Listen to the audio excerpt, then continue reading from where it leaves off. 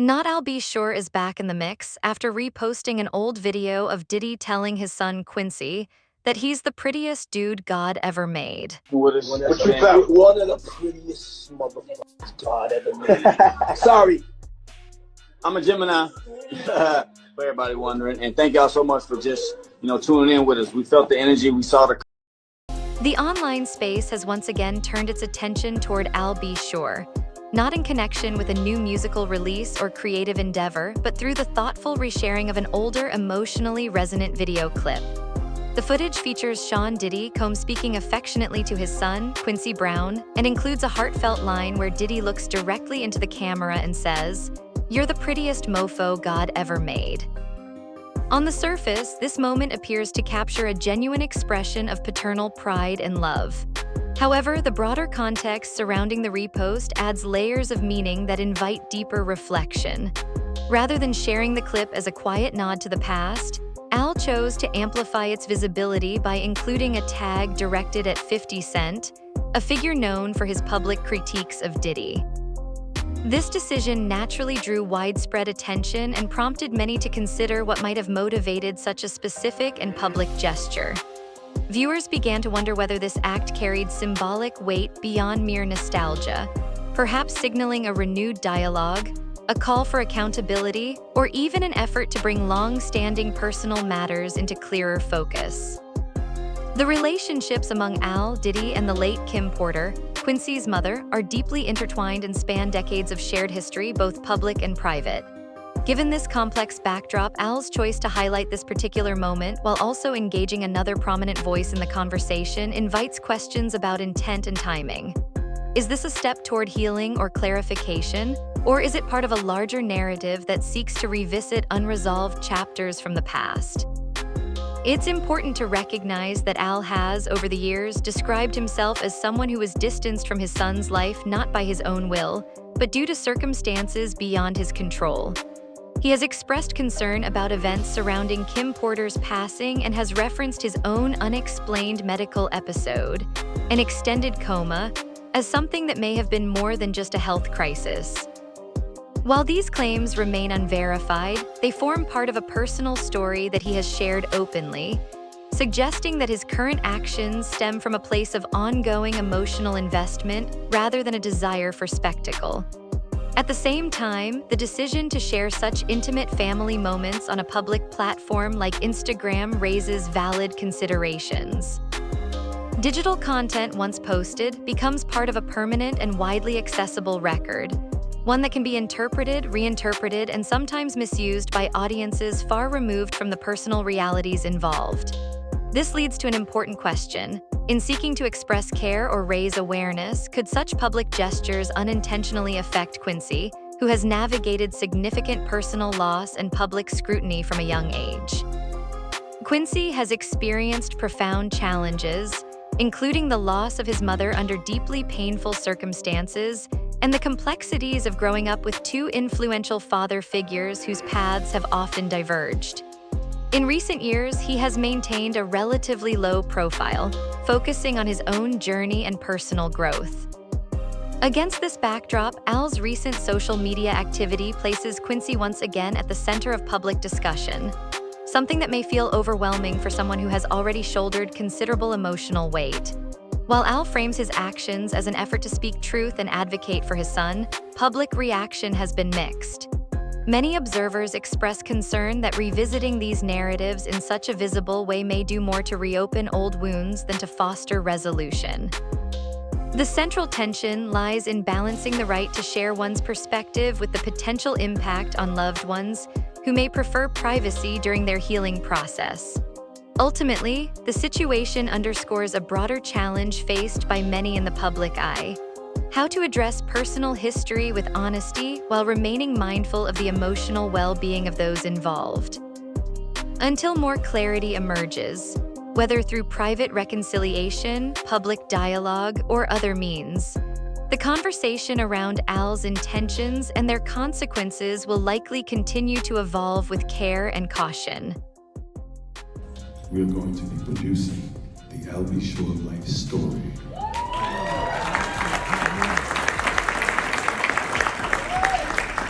So hold on to your britches, and you'll really understand how I ended up in a coma.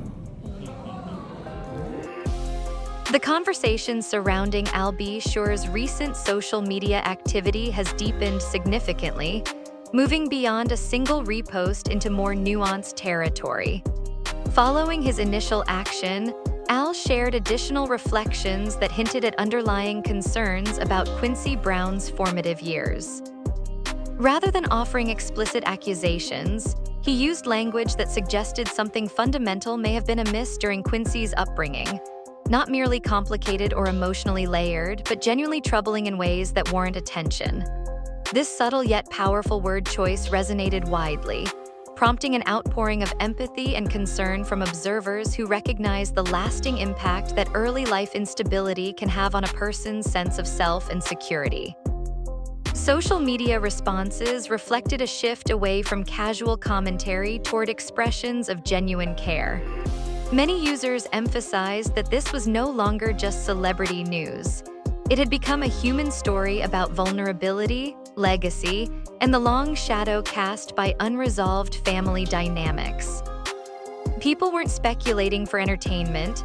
They were pausing to consider how someone like Quincy, who lost his mother under tragic circumstances and grew up navigating dual paternal influences, might process such public revisitations of his past.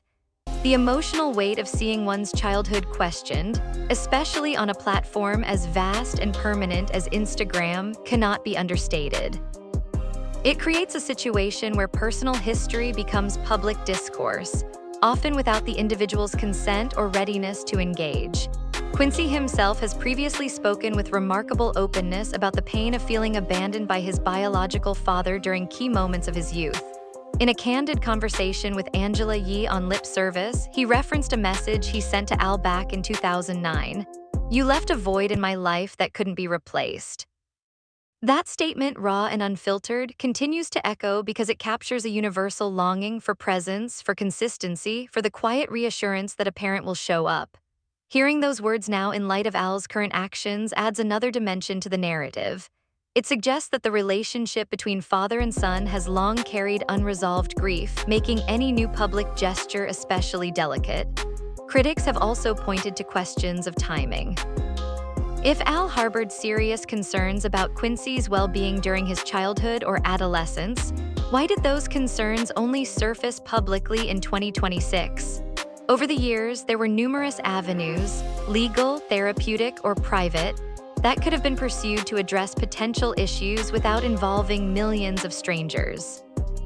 Instead, much of Al's recent online presence has included commentary on pop culture debates, including references to documentaries about 50 Cent, which some interpret as inconsistent with the urgency implied by his current statements.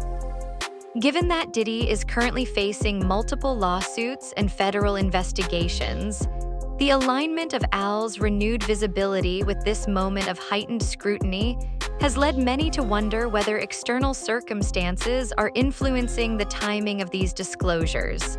That said, historical context matters. The entertainment landscape of the 1990s and early 2000s operated under different rules, ones where power imbalances were often reinforced by silence, non-disclosure agreements, and institutional loyalty. Diddy, at the height of his influence, commanded not just a record label but an entire ecosystem of legal, media, and security resources. For someone like Al, positioned as both a romantic rival and a co-parent, challenging that structure openly could have carried significant professional and personal risk. He has long maintained that he was portrayed as unreliable or absent not because it was true, but because that narrative served the interests of those in control. While definitive proof remains elusive, the absence of evidence should not automatically negate the possibility of systemic marginalization, particularly in an industry where truth has often been secondary to image. Al has also alluded to receiving direct warnings in the past, messages urging him to distance himself from Kim Porter and Quincy, allegedly motivated by possessiveness and a desire for control. Again, these claims lack public documentation, but they align with broader patterns observed in high-stakes celebrity relationships, where access to loved ones can become entangled with power dynamics. Whether or not these specific allegations hold factual weight, the perception of such forces at play helps explain why some view Al's current stance not as opportunism, but as a delayed attempt to reclaim his role in his son's story. Yet regardless of intent, the outcome remains the same for Quincy. His personal history is once again being dissected in real time by strangers. Clips of his childhood, quotes from old interviews, and even speculative theories are circulating across platforms like TikTok and Twitter, turning his trauma into content. No matter how noble the motivation behind Al's posts may be, the effect on Quincy, who has already asked years ago simply to be seen and loved by his father, risks compounding old wounds rather than healing them. Complicating matters further, the current climate has revived older, unsubstantiated rumors about Quincy's past. These theories, rooted in conjecture rather than fact, are deeply concerning and should not be given credence. However, their very existence speaks to a larger cultural unease, an erosion of trust in the systems that were meant to protect individuals within powerful circles. This distrust has only intensified in light of recent legal developments involving figures close to Diddy. For example, rapper Lil Rod's lawsuit describes a disturbing incident at Chalice Recording Studio, alleging that gunshots were fired near a restroom and that Diddy and Justin Combs later emerged with an injured associate.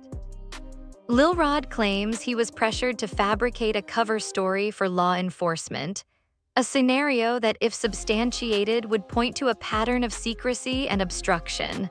While this case involves different people and circumstances, it contributes to a growing perception that certain environments fostered impunity and fear.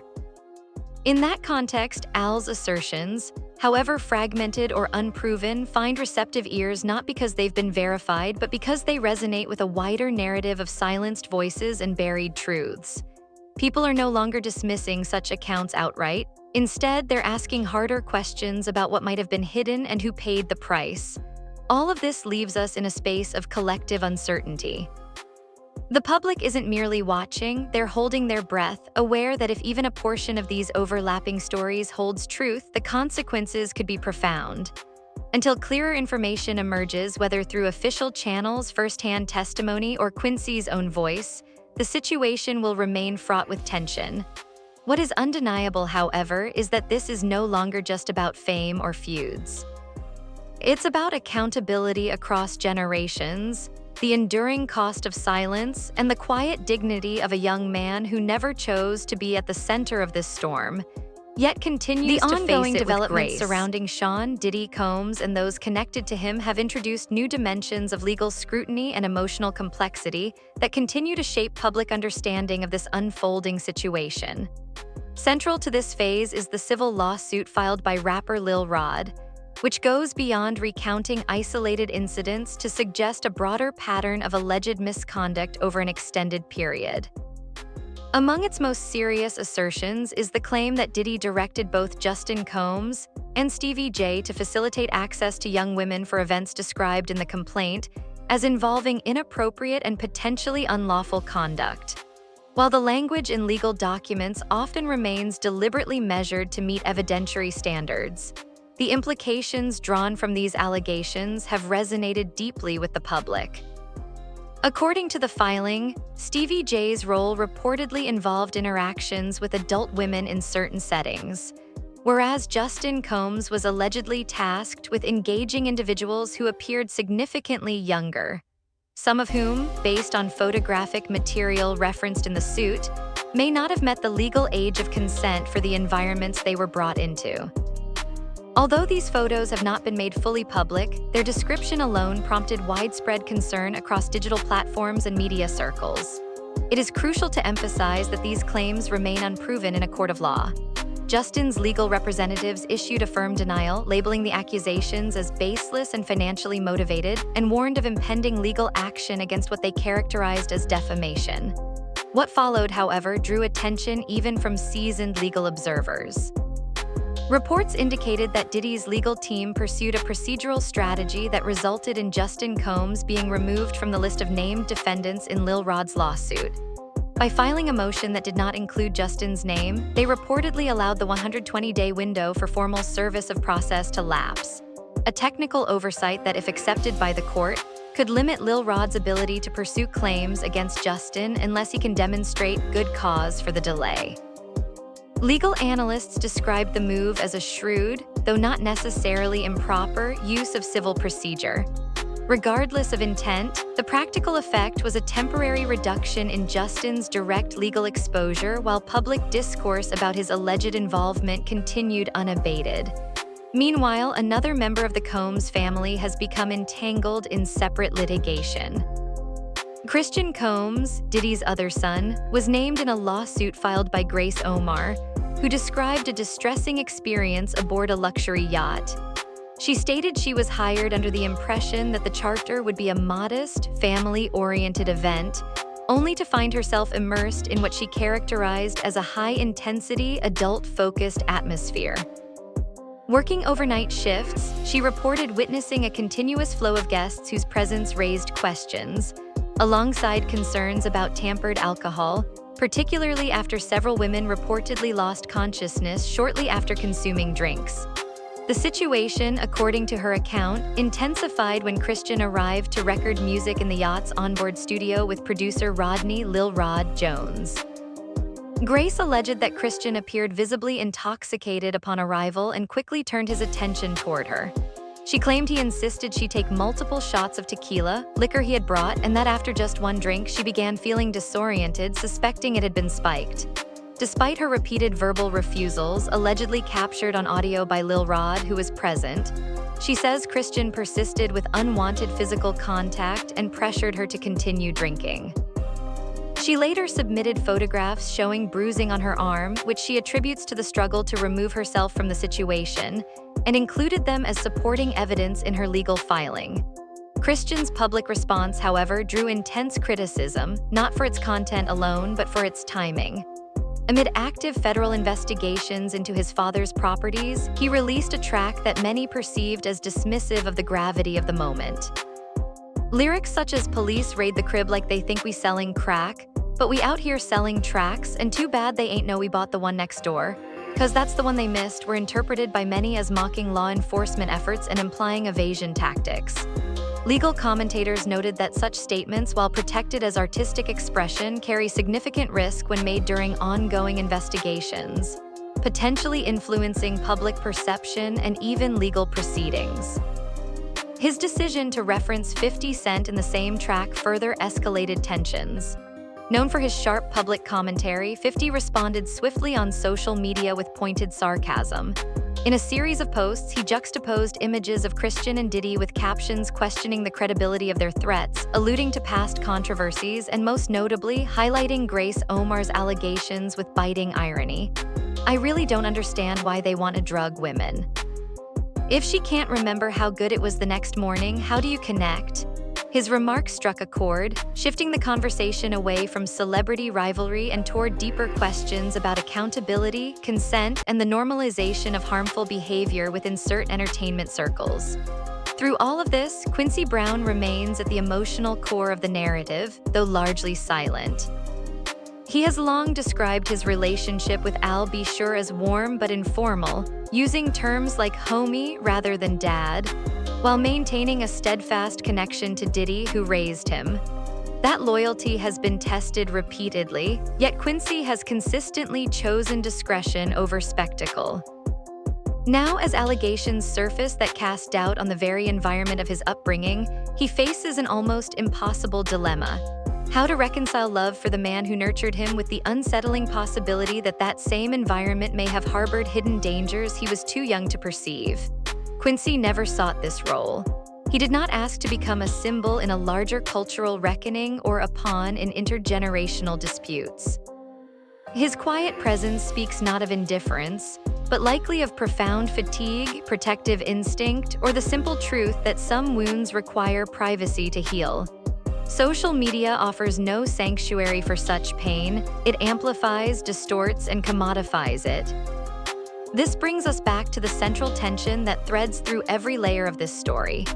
Is Al B. Sure's public engagement driven by genuine concern for his son's well-being, Or is it, at least in part, a means of confronting a longtime rival?